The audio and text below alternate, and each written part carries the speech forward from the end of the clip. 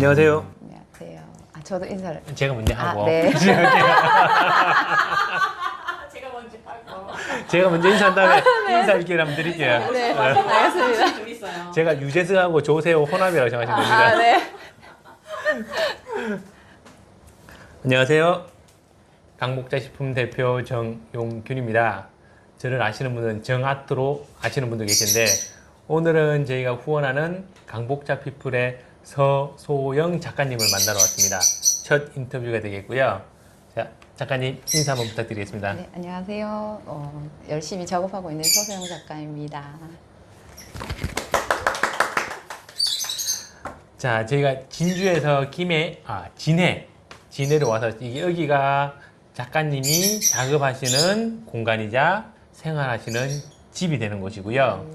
뒤에는 작가님이 좋아하시는 식물이 가득한, 여기는 베란다. 베란다? 저희 정원이죠. 네. 따로 부르는 이름이 있습니까? 그냥 저희 꽃밭이라고 불러요. 아, 꽃밭. 네, 나의 알겠습니다. 꽃밭. 네. 아마 조세였으면 꽃밭의 꽃이었다라고 애들을 칠 건데 지금은 유재석이기 때문에 그렇게 하지 않겠습니다. 그러면 간단하게 작가님 하루 일과를 좀 소개시켜 주실 수 있을까요? 네. 잠시만. 보낼까요? 좀 괜찮은 것 같아요. 사람들도 궁금해할 것 같아요. 아니면 밖에 풀어주면 조용한데. 네네네. 밖에 풀어줄까요? 자. 우와. 가. 어. 자자자. 이불기만 벗어고. 네. 좋은 거 알아본다고. 풀어라. 가시죠. 자, 다시 합니다. 네. 작가님, 그럼 하루 일과를 좀 소개시켜 주실 수 있을까요? 네. 제 하루 일과는 처음부터 그림을 시작하진 않고요. 보통 밤에 작업을 많이 하기 때문에 처음 아침에 눈 뜨고 아이들을 학교에 보내고, 그리고 나서 저희 새들 풀어주고 식집사로서의 또 생활을 시작하고, 그리고 그냥 이렇게 커피 한 잔이 제일 먼저. 밥은 나중에. 그러면 식집사가 오래되신 거예요? 아니면 아니면 그림? 그림이 제일 오래됐죠. 네, 그림이 제일 오래됐고, 식집사는 저 혼자 살 때부터 이렇게 하나씩 모았는데, 저기 이렇게 제일 큰 아이 보면 제가 제 혼자 살 때부터 있었던 아이거든요. 한 19년 정도 살았어요. 저희 신랑이 사준 식물이고요. 아직까지 잘 크고 있어요. 이게 식집사에서 시작? 네, 얘는 19년 됐고. 오래됐다. 그림을 그리고 식집사하고 그 다음에 새집사. 네. 그리고 새집사로 되면서 그림이 많이 바뀌었어요. 그림풍이. 왜냐하면 뭔가 행복이랑 이런 걸 좀 예전에는 거창하게 생각했는데, 아주 사소한 곳에 감사하는 걸 새를 키우면서 알게 됐거든요. 그래서 새집사가 제일 좋아요. 그러면 그림에서도 행복을 느끼고 표현하는 부분이 새로서도 많이 이루어지는 건가요? 네. 식물도 함께 하지만 이제 새로 완성됐다고 보시면 돼요. 기존에 제가 그림을 보러 갔을 때는 구름? 네. 구름이 어떻게 보면 희망, 행복의 상징이라고 저는 그렇게 생각을 했는데, 네. 또 알고 보면 새가 메인이 되는 거네요. 그쵸. 새가 메인이긴 한데, 그 구름이랑 뭐 풍선이랑 뭐 그 외에 다른 것들은 제가 어릴 때부터 기분이 좋아지고 행복해지는 그런 요소들을 같이 새랑 합친 거예요. 그래서 예전의 작품을 보면 어떤 게 있었냐면, 제 어릴 때 모습과 우리 지금 저를 행복하게 해주는 이 아이들을 같이 합친 그림이 있었어요. 근데 되게 동화스럽게 그렸는데, 어떤 할머니께서 손주를 주고 싶으시다고 이제 가져가셨거든요. 지금도 개인적으로 그 그림을 되게 좋아해요. 이제 보냈지만. 경매시장에서 값이 오르는 게 느껴지네요. 알겠습니다. 그러면 지금 작가님이 식집사로도 활동을 하고 계시지만, 그리고 화가로서 그림이 어떤 존재인지 혹시 설명해 주실 수 있을까요? 그림은 제가 아주 어릴 때부터 꿈이 화가였거든요. 그냥 막연하게 뭐 어떻게 해야 되는지도 잘 모르지만 그저 그냥 그림이 좋고 화가가 돼야지, 약간 이런 게 있었어요. 사실은 초등학생 때는 뭐 이랬지만 크면서 조금씩 약간 멀어진다라는 생각을 했던 적이 있어요. 왜냐면 대학을 졸업하고, 물론 학교 생활은 거의 그림만 그렸어요. 밤새 그림만 그리고 뭐 공모전이 있으면 내고 잠을 안 자고 내보기도 하고 예, 그런 경험을 많이 쌓고 전시회도 그때부터 많이 했었거든요. 1학년 때부터 계속 전시를 했었어요. 단체전을. 근데 그때는 개인전 같은 걸 못 할 때니까 단체전에 하고 그러니까 전시 경험으로 따지면 거의 30년, 예, 거의 다 26년이 됐겠네요. 지금 제가 나이가 있으니까 되게 오래됐죠. 그림을 한 지는. 근데 보통 어릴 초등학교 때 그림을 좀 하면 조금 그림 그린다 하면은 아, 너 그림 잘 그린다라는 얘기를 듣다 보면 네. 그냥 내가 그림을 잘 그리는구나라고 알지 화가를 해야겠다라는 꿈은 잘 가지기 힘들잖아요. 근데 혹시 계기가 있습니까? 아, 네. 그 계기가 초등학교 때는 그냥 화가 그런 난 그림 그려야지 이렇게 생각했을 때는 별로 그런 뭐 정확한 게 없었는데 중학교를 들어가서 미술 선생님이 계셨는데 그분이 저의 로망 같은 그런 느낌이었어요. 사실은 결혼을 하고 이런 것도 전혀 생각 안 했고 그분은 뭐지 독신? 독신, 네, 네. 독신이셨는데 너무 제가 보기에는 멋있어 보였어요. 그분 아니요 여자분. 되게 그 분위기가 그분이 그냥 그림을 열심히 하시는 화가 같은 건 아니었는데 그냥 그분을 보면서 아 나는 그림을 그려야지 나중에 약간 저분처럼 돼야지 이런 게 있었어요. 막연하게 별로 그렇게 그분이 막 전시를 하고 이런 건 아니었는데 이상하게 그때 그런 생각을 했었어요 처음으로.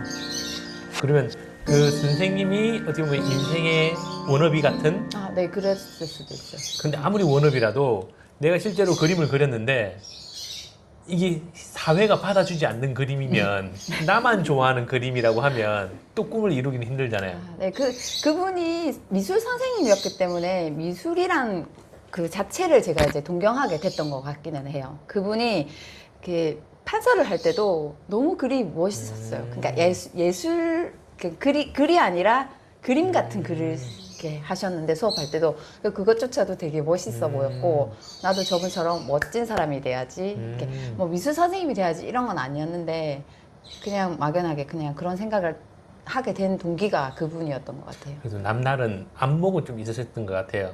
왜냐하면 저희 같은 경우도 이걸 보고 예쁘다라고 하는 사람들인데 누구는 이걸 보고 단단하다라고 얘기하는 사람도 있거든요. 네네. 그럼 그게 예쁘고 좋게 보였다는 걸 볼 줄 아는 눈이 있으셨다라는 거잖아요. 아, 그랬을 수도 있겠네요. 다 그렇게 생각하진 않았을 네. 테니까. 네. 제가 그런 걸 좀 잘 캐치합니다.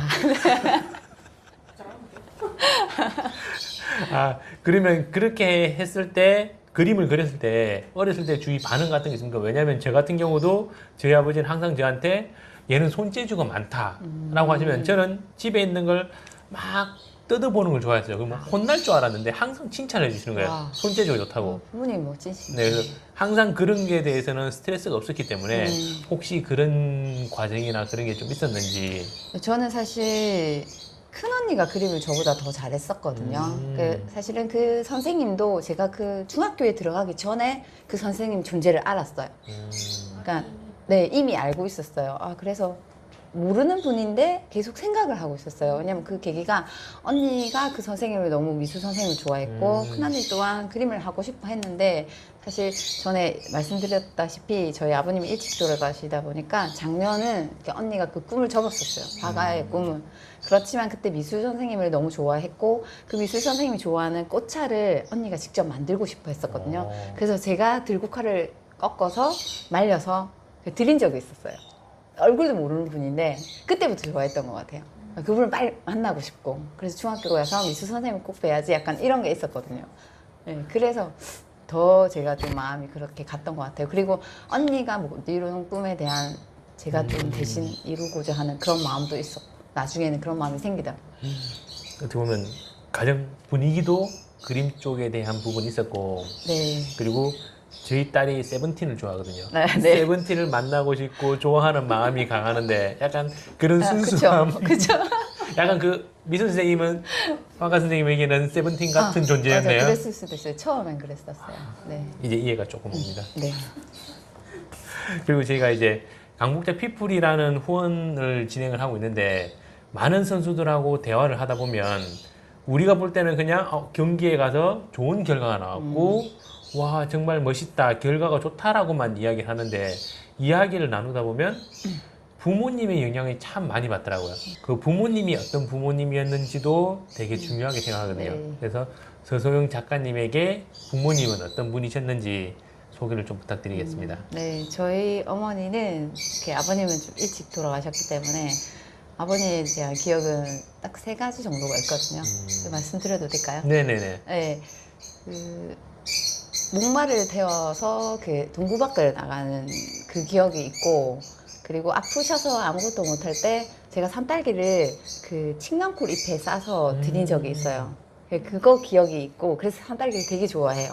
그 철만 나오면 이제 산딸기를 꼭 사서 아빠 제사상에 올리기도 하고, 오. 그 기억이 있어가지고. 그 사실 그림도 그때 그 칡랑쿨 위에 이파리 위에 그 산딸기도 한번 그려봐야지라는 생각을 막연하게 하고 있는데 아직은 못 그리고 있지만 어떻게 그걸 표현할까 사실 너무 저한테는 엄청 뭐지, 그러니까 애틋하고 이렇게 아련한 그런 거라서 그림을 어떻게 표현하지 맨날 생각만 하지 아직 하지는 못했어요. 그리고 마지막은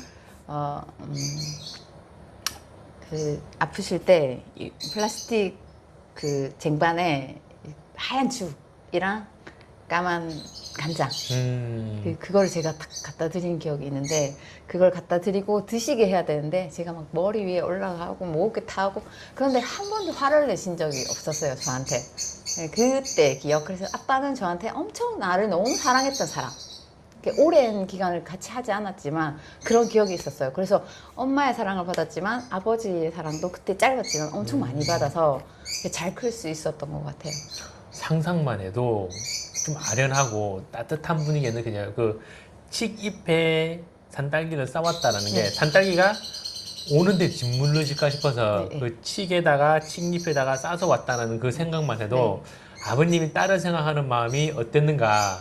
아 제가 아, 아기가 됐다. 제가 아. 4살 때. 4살 때 네. 아버님 아빠. 그렇게 드렸다고요? 네, 제가 아빠 주고 싶어서 아. 그 위에 올려서 아빠 먹으라고 했던 기억이 있어요. 아, 이거 길어서 편집도 안 되겠네. 감동적 선생님. 나는 눈물이 빙 돌았는데. 네, 그렇게 이제 아버님이 일찍 돌아가셨으니까 이렇게 어머니 혼자 힘드셨을 거잖아요. 네. 사실은 저희 어머니가 너무 대단하신 분인 게 할머니 할아버님도 저희 어머니가 같이 부양을 했어요.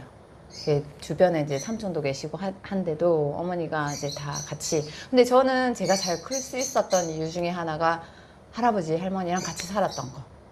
그게 제일 더 컸기도 했어요. 왜냐하면 할아버지가 계시고 이제 어쨌든 제일 어른이시잖아요. 어른이 계시고, 그러니까 어머니는 또 일을 하셔야 되기 때문에 저를 이제 케어하고 언니 오빠를 케어해 주신 분이 할머니이시거든요. 근데 할머니가 제가 어머니보다 더 좋아했던 분이 할머니인데 사실 최근에 저희 딸이 사춘기가 왔을 때 너무 화가 났었어요. 너무 착하고 예쁜 딸들이어서 약간 충격이 컸었거든요 저한테는.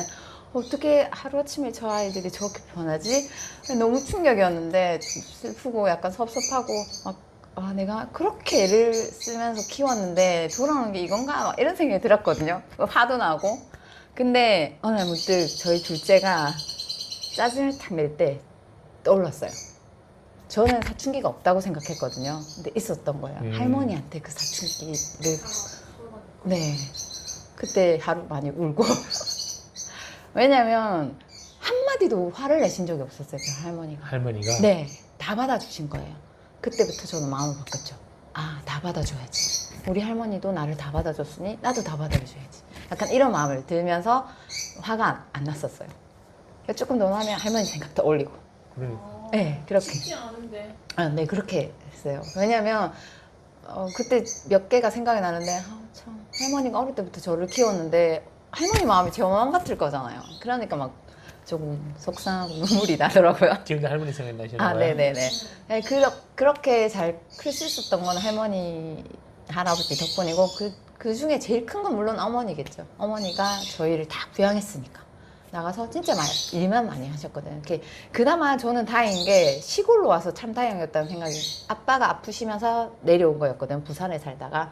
물론 저는 없었죠, 그때. 이게 내려와서 생겼는데, 그때 시골에 내려오지 않았다면 저희가 이제 과일 이제 수박이랑 이렇게 과일 종류를 이제 농사를 지었는데 그런 걸 하지 않고 만약에 계속 부산에 있었다면 제가 과연 미술을 할 수 있었을까? 사실 미술을 하려면 미술학원 가야 되고 이렇게 돈이 맞아요. 많이 들잖아요. 맞아요. 경제적으로. 그래 생각하면 아 저는 시골에 오게 된 게 제가 다 그렇게 다 만들어진 게 아닐까 약간 이런 생각도 했었어요. 그냥 어머니가 제일 지금껏 많은 분들을 보고 많은 어른들을 만나고 많은 어머니들을 봤잖아요. 저는 세상에서 제일 저희 엄마가 최고라고 생각해요. 엄마로서. 그렇게 생각하는 부분도 흔하지는 않을 거라고 생각해요. 보통 내 부모가 좋은 부모라는 건 알지만 내 인생에 영향을 이렇게까지 미쳤다라고 말할 수 있는 자녀는 많지는 않다고 보거든요. 저는 제가 그림을 하게 된 동기도 이제 열심히 하게 된 동기도 그렇고 지금까지 놓지 않았던 것도 다 엄마의 영향이 커요. 그 엄마의 힘이죠. 저희 엄마가 저한테 주는 사랑, 그 가르침 때문에 견딜 수 있었던 것 같아요. 사실은 결혼을 하고 그림을 그리고 아이를 키우고 이게 쉽지는 않거든요. 근데 그때마다 막연하게 항상 난 나중에 화가로서의 꿈을 꼭 이루고 말 거야. 그래서 내가 이렇게 멋지게 성장한 모습을 우리 엄마한테 꼭 보여줘야지. 약간 이런 게 계속 있었어요. 그러니까 누구한테 말하지는 않았어요. 말하지는 않고 저 혼자 그냥 계속 생각하고 있었어요. 그러면 내가 사랑하는 어머니에게 고생하신 것에 대한 보답이라고 생각한 네. 부분도 있었을 것 같은데 네네. 지금 말씀하신 부분을 보면 어머니가 많은 사랑을 줬다라는 부분으로는 지금 이해가 되거든요. 그럼 예를 들어서 피플 같은 다른 피플들 같은 경우도 내가 힘들 때 우리 부모님은 이런 식으로 나를 지지해 줬다라고 한다거나 아니면 내가 가장 행복하고 힘들 때는 이런 식으로 또 도움을 드렸다라고 하는 사례들이 조금 있거든요. 혹시 그런 사례가 조금 있을까요? 그 사례라기보다 여기서 사랑은 무조건 다 수용해주거나 지지하거나 이런 의미가 아니라 어릴 적부터 제가 느낀 어머니의 마음이거든요. 네. 그 자식을 생각하는 마음, 저만이 아니라 저희 언니, 오빠들을 생각하는 마음이 거의 항상 뭐 저는 같았다고 생각하지만 물론 저희 언니한테 물어보면 다르다고 말을 하거든요. 물론 제가 막내였고 네. 이렇게 조금 안타깝고 애처로우신 마음이 있었을 거예요. 아, 막내여서 아버지를 오래 못 보고 그런 마음이 사실은 저희 동네에서 다 있었던 것 같아요. 이렇게 마을 어른들이 다 저를 예뻐하셨어요. 그래서 사실은 너무 어릴 때부터 예쁨을 많이 받고 자라서 약간 결혼 생활이 조금 힘든 적도 있었거든요. 왜냐면 다 예뻐 해주셨으니까 다른 분들은 친구들도 아 예뻐 좋아해주고 이렇게 저와 뭐라고 되게 많이 사랑을 많이 받았어요. 그게 제 복이라고 생각은 하거든요. 인복이라고. 근데 그 시작은 물론 우리 할머니, 어머니였지만 물론 오빠도 사실 보통 오빠들 보면 되게 동생을 데리고 다니기 싫어하잖아요. 근데 저희 오빠는 나이 차가 좀 있다고 보니 있어서 그런 건지 모르겠는데 저 손을 잡고 친구들 만나러 갈 때도 데리고 가고요. 오. 그 제일 기억에 남는 게 김소월의 그 제목이 생각이 안 나는데 뭐지? 진짜네. 네. 그 노래를 가르쳐 줬어요. 제가 엄청 꼬마였는데 그 노래를 이렇게 부르면서 그 시를 알려주면서 이제 손잡고 갔던 기억이 있어서 제가 또 오빠 저희 되게 좋아했고 물론 엄마도 되게 세상에서 최고지만 저는 오빠 언니도 정말 좋은 언니 오빠라고 생각은 해요. 정말로. 네. 세상에 우리 언니 오빠 같은 사람은 없을 거다라는 생각도 하고 엄마는 둘도 없고 진짜. 그래 그렇게 환경을 만들어 와서 그런지 저는 조금 잘 극복을 했던 것 같아요. 힘든 부분이 와도 인생에서 엄청 힘들어도 이게 뭐라고 우리 엄마도 잘 견뎌왔고 저는 사실 남편도 있고 아이들도 있고 주변에 많잖아요. 근데 저희 엄마는 혼자였을 거잖아요. 그 혼자서 많은 걸 하면서도 저한테 사랑도 주고 그림도 하게 해주시고 이렇게 많은 걸 주신 걸 생각하면 제가 힘들었을 때 그거는 뭐 이쯤이야 뭐 괜찮아 털고 일어날 수 있게 만들었던 것 같아요. 그 힘이. 마음에 힘을 주신 거네. 그죠? 네, 그렇죠. 아무리 근데 저는 이런 얘기를 들으면 너무 행복하고 어떻게 보면 행복한 성장 과정이 느껴지는데 현실적으로 고등학교에 갔는데 진학을 해야 되는데 얘가 공부는 하지 않고 그림을 그려요. 근데 누가 봐도 얘는 화가가 될 입시 미술은 아닌데 공부를 해야 되나 아니면 그림을 그려야 되나라고 부모로서는 고민할 것 같은데. 아, 그 부분은 사실 저희 어머니는 어릴 때부터 사실 이 말은 저는 별로 안 좋아했어요. 유일하게 아프지만 마라. 안 아프고 잘 그리면 된다. 약간 사실 이게 정말 맞는데 요즘 어머니들은 사실 이 말을 좀 잘 기억했으면 좋겠어요. 왜냐하면 공부 뭘 잘해야 되고 1등 해야 되고 이런 게 아니라 저는 사실 공부를 하려고 하면 불을 끄고 자 이제 그랬어요 항상. 네네. 네. 그래서 그냥 어릴 때부터 듣던 말이 아프지나 마라. 안 아프고 안 다치면 된다. 약간 이런 마인드로 키우셔서 사실 저는 제가 욕심이 많은 줄 몰랐거든요. 근데 그 욕심이 나를 위한 욕심이 아니라 보답하고 싶은 마음이었기 때문에 이게 나쁘다고 생각은 안 하는데 그게 조금 약간 엄마 너 왜 나를 그렇게 키웠을까? 공부를 좀 더 시키고 뭔가 더 하게 해주지. 약간 그런 생각은 들었었어요. 아쉬움이죠. 저한테 대한 약간 아쉬움인데 물론 말은 안 했어요. 어머니한테 충분히 감사하고 잘 키워주셨기 때문에. 그렇지만 공부를 더 열심히 할 수 있게 되고 난 안 아프면 돼. 약간 이런 마인드가 있었던 적이 있거든요. 네. 하기 싫을 때. 그래서 저희 어머니는 제가 그림을 좋아했지만 얘가 화가 되거나 뭐 미대를 가거나 이런 생각은 없었을 거예요. 왜냐면 사실은 먹고 살기 바빠지셨을 거예요. 혼자서. 저희한테는 힘든 부분을 전혀 내식을 안 하셨거든요. 지금까지도 우시는 게 모습을 못 봤어요. 그 본인의 나약함을 자식한테 보여주기 싫으신 것 같아요. 되게 강하신 분이거든요. 겉으로는 되게 작고 이렇게 마르셨고 그런데 엄청 강하신 분이에요. 그 강함을 제가 받은 것 같아요. 다들 그렇게 얘기하시고 겉을 보면 이렇게 그림이랑 뭐 이렇게 얘기하시는데 제가 강한 걸 사실 저는 그렇게 안지 오래 안 된 것 같거든요. 나는 되게 약하거나 눈물도 많고 사실 막 애기보다 눈물부터 나는 그 사람인데 나는 생각보다 엄청 강한 사람이구나라는 걸 최근에 알았어요. 최근에 어떤 계기가 있었습니까? 조금 힘든 일이 이렇게 뭐 살면서 많이 오잖아요. 여러 개가 오는데 뭐 아이한테도 오기도 하고 남편분 오기도 하고 뭐 시댁에서도 오기도 하고 주변에 이제 제가 조금 활동을 많이 하고 하니까 약간 시기 같은 것도 있고 약간 그래서 이렇게 제가 안 들어야 될 얘기도 듣기도 하고 그럴 때 조금 길게 힘들어하지 않고 좀 짧게 괜찮아 아무것도 아니야 우리 엄마는 저렇게 힘든 상황 속에서도 나를 이렇게 키웠는데 우리를 이렇게 키웠는데 그냥 그러면서 이렇게 털 수 있었던 것 같아요.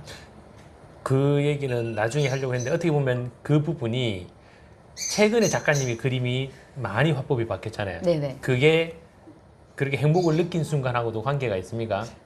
네, 그런 것 같아요. 예전 그림은 사실 색은 밝으나 과연 내가 행복해서 그렸나? 라는 생각을 들게 하고요. 그게 한 2015년 전 그림이나 네. 그쯤. 근데 한 2017년, 18년부터 조금씩 변하게 되기 시작하면서 저 아이들이 오고 제가 아까 말씀드렸다시피 그 소소한 행복에 대한 걸 깨닫게 된 거죠. 그때는 내가 막 빨리 화가가 되고 막 열심히 해서 약간 이런 게 있었다면 행복은 그냥 내가 이렇게 즐겁게 혼자서 작업을 하고 요 아이들이 주는 행복 그리고 식물을 키우면서 제가 느끼는 그 행복이 크게 막 뭘 좋은 집에 엄청 이런 게 아니라 거창하게 이런 게 아니라 이렇게 조금 하루하루에 제가 느끼는 게 엄청 소중하고 가치가 훨씬 있다는 걸 알고부터 그림이 조금씩 이제 바뀌기 시작한 것 같아요. 그러면 어떻게 보면 지금 얘기를 다 듣고 보면 어릴 때 사랑도 많이 받으셨고 그 다음에 행복한 순간도 많으셨고 네, 맞아요. 그리고 힘들지만 어머니는 따뜻하게 지지해 주셨고 그리고 그 행복이 어떻게 보면 꺾이지 않게 지금까지도 응원하고 지지해 주시고 어떻게 보면 작가님의 그림이 현재 우리가 느끼는 게 과거에 있는 게 모든 게 다 들어가 있는 느낌 같아요. 네, 그렇죠. 예전에 사실은 저는 시골에서 자랐잖아요. 네. 그때 마을 입구에 엄청 커다란 나무가 있었어요. 300년이 넘은, 그때 당시로 300년이 넘은 나무가 저희 친구였어요. 저희 수호신 와. 같은 느낌? 왜냐하면 사실 언니, 오빠랑 나이 차이가 조금 있다 보니까 제가 친구가 많이 없었어요. 그래서 매일 나무 밑에서 놀았어요. 저희 사촌 동생을 데리고. 그럼 비가 오나 눈이 오나 그 냇가도 있었거든요. 냇가에서 물장난치고 피곤하면 그 나무에 이렇게 나무가 이렇게 쓰면 침대처럼 나무에서 자기도 하고. 지금 생각하면 저는 너무 행복한 어린 시절을 보냈던 것 같아요. 지금은 상상할 수 없는 쫓아다니면서 어린 시절을 보냈던 것 같아요. 그 기분이 그 마음이 지금 제 그림에 계속 같이 그려지는 거죠. 그럼 현재 제 삶과 과거. 이제 이야기를 들어보면 왜 최근에 화법이 바뀌어서 따뜻해진지. 왜냐하면 저희도 처음에 작가님 글을 보고 와 색이 너무 예쁘다 따뜻하다 네. 그래서 전시회를 가서 만나게 됐던 부분이고 얘기를 들어보니 내가 본 그림의 느낌이 왜 그 느낌을 받았는지 이해가 되는 것 같아요. 네. 사실 저 그 전시회 가서 그림을 걸어놓고 보면 예전에도 그랬지만 지금도 한결같이 뭐 작가님이랑 너무 분위기가 비슷해요랑 이게 저는 어릴 때 그 행복했던 기억 그리고 편안하고 그런 느낌을 지금까지도 계속 잊지 않고 오고 있잖아요. 맞아요. 예, 그래서 그런 것 같아요. 지금 제 삶이 그저 다 행복하고 막 웃는 일만 있을 수는 없잖아요. 맞아요, 사실 맞아요. 많은 일이 있기 때문에 아이들이 크면서 그리고 그 과정 속에서 저는 지금 이 마음에서 머물러 있지 않고 예전에 행복했던 거, 난 이렇게 컸지. 그리고 지금 요 아이들 이제 조그만 아이지만 저한테 행복을 줘. 그저 정말 보고 있으면 너무 기분이 좋아서 아침에 항상 그 루틴을 말씀하셨는데 아침에 일어나면 미키가 저 안에 있잖아요. 그러면 미키 잘 잤어? 하고 이제 그 공주라고 표현하거든요. 뽀뽀해주고. 그리고 이제 조금 놀다가 침대에서 놀다가 약간 그런 게 같이 반복된 것 같아요. 받은 사랑 온전히 돌려주시는 것 같아요. 네, 맞아요. 왜냐면 네. 요 아이들한테 제가 받으니까 그대로 돌려주고 싶은 거죠. 그럼 지금 그림이 저는 그때 전시회 할 때 한번 말씀을 드렸는데 저는 그림을 잘 모른다. 그런데 유화를 좋아한다. 근데 봤을 때 동양의 유화 느낌이 나서 나는 더 좋다라고 말씀을 드렸는데 네네. 지금 화법에 대한 부분도 조금 설명을 해 주실 수 있을까요? 네. 근데 제가 최근에 저 그림의 장점을 알았어요. 뭘 알았냐면 저도 제 그림을 사실 뺏기기가 너무 힘들더라고요. 똑같이 그리는 게 누구도 내 그림을 모방을 못 하겠구나. 그 안에 들어가 있는 요소는 가져갈지언정 제 그림의 느낌은 가져가지 못하겠다. 그 생각을 확신했어요. 왜냐하면 주문작을 들어왔을 때 저는 항상 뭔가 제가 키운 식물이나 제가 뭔가 봤을 때 떠오르는 걸 같이 저만의 느낌으로 표현을 하거든요. 그냥 화분 하나를 봤는데 그 화분을 제 세상으로 만드는 거죠. 보통 그렇게 작업을 하는데 그 작업을 할 때 이제 순서나 이런 게 없어요. 보통 유화나 뭐 수채화 같은 경우는 미나 같은 경우도 다 순서가 있거든요. 근데 저는 사실 정해진 그 순서가 없어요. 그래서 제가 처음 기초 단계에서는 물론 이제 기본적으로 들어가는 게 있겠지만 그 후부터는 어떤 그림은 어떻게 해야지 이게 아니라 그때그때 느낌으로 다 그려내기 때문에 사실 설명하기가 좀 힘들어요. 어떻게 보면 내가 원하는 대로 표현할 수 있다라는 얘기도 네. 되겠네요. 그러니까 저는 항상 머릿속에 만약에 물질을 제가 뭔가를 보잖아요. 그러면 이미 제 작업이 완성되어 있어요. 머릿속에. 보자마자 제 작품이 탁 떠올라요. 그렇기 때문에 그 이미지를 따라가는 거예요, 제가. 어떤 건지 이해하시겠어요? 제가 짜장면 보면 얘는 맛있겠다, 어떻게 만들면 되겠다 이렇게 설명하듯이 나는 요리에 자신 있으니까 그런 말 아닌가요? 네, 그러니까 제가 뭐 모든 색채나 이런 것도 그냥 한 이미지가 이렇게 탁 만들어지거든요. 그 보자마자. 오, 그게 탁 떠올라요. 그러면 그 화풍이라는 게 기존에 있는 방식이 아닌 거예요? 네, 제가 기존에 있는 방식은 한국화의 채색화인데 그 채색화를 거의 조금 빠르게 제가 제 나름의 방법으로 만들어낸 거죠. 혹시 그러면 이거는 번외 질문인데 어릴 때 시골에 놀던 놀이가 혹시 여기에 영향을 미친 게 있습니까? 그렇진 않아요. 그렇진 않아요? 뭔가 하나 건져볼라 했는데 잘 안 되네. 최초 이런 거 제가 좋아하거든요. 최초 비밀을 밝히다 실패했습니다. 근데 다른 분들은 제 그림을 보면 엄청난 시간을 투자했을 거라고 생각은 하거든요. 네. 근데 생각보다 그렇진 않아요.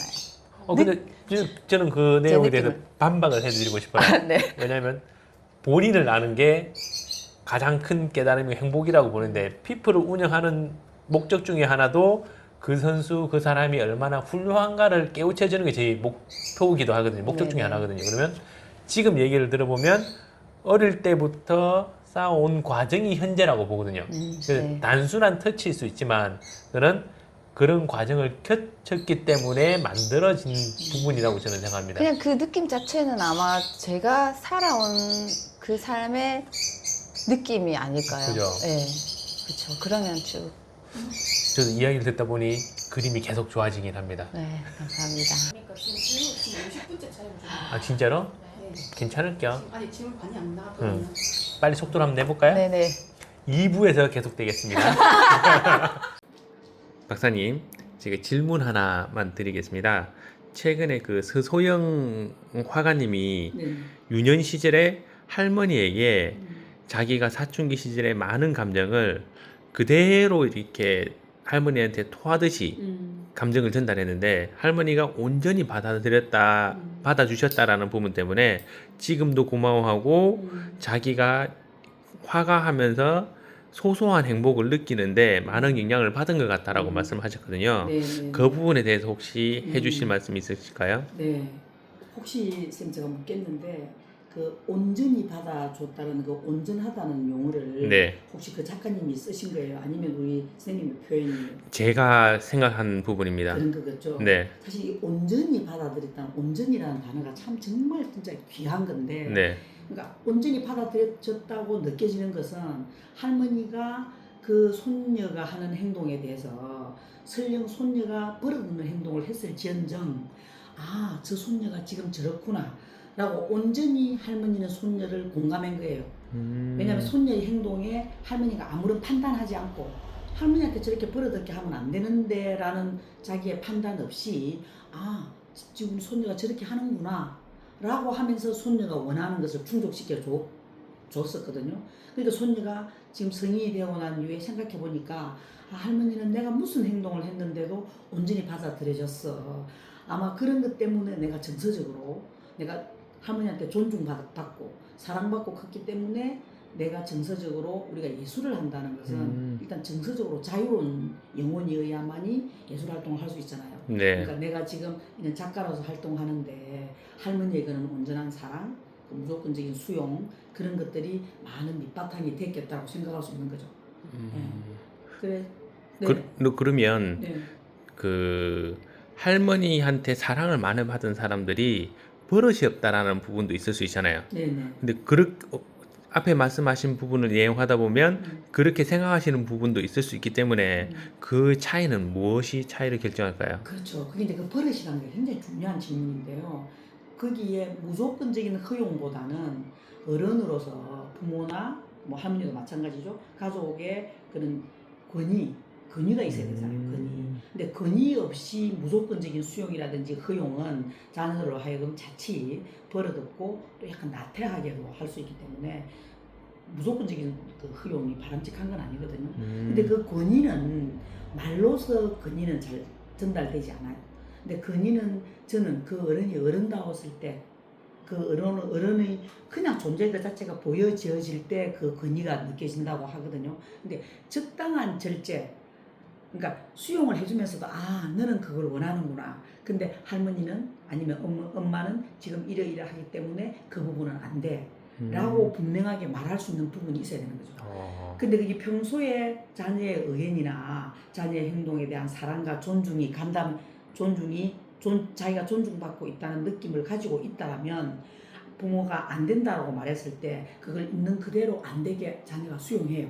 이제 그런 데서 권위와 그런 자유, 허용 이런 것들이 이제 균형을 맞추게 되는 거죠. 그래서 무조건적인 허용도 중요하지만 자녀가 그럼에도 불구하고 권위도 느낄 수 있는 그런 부분의 뭐 양육 방법이라든지 대화 방법 이런 것들이 굉장히 중요하죠. 그러면 말씀을 듣고 보면 그렇게 온전히 잘 받아들여진 게 지금 일상의 소소한 행복에 감사하는 마음과 혹시 관련이 있을까요? 그렇죠.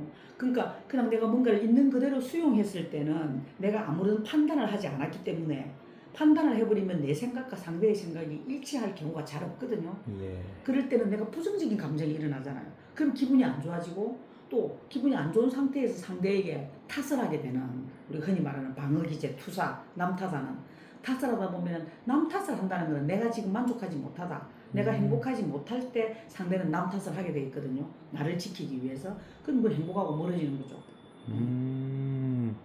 말씀을 듣고 보니 아주 훌륭한 부모님과 할머니 덕에 작가님이 현재 행복한 소소한 행복을 그려나가는 것 같습니다. 그렇죠. 예. 그러니까 작가로서는 엄청 정서적으로 아주 그 건강한 환경 속에서 자라왔던 그 부분이 지금 자기가 작가로서 활동할 수 있는데 많은 밑거름이 되어 있는 거죠. 오늘 소중한 말씀 감사합니다. 감사합니다.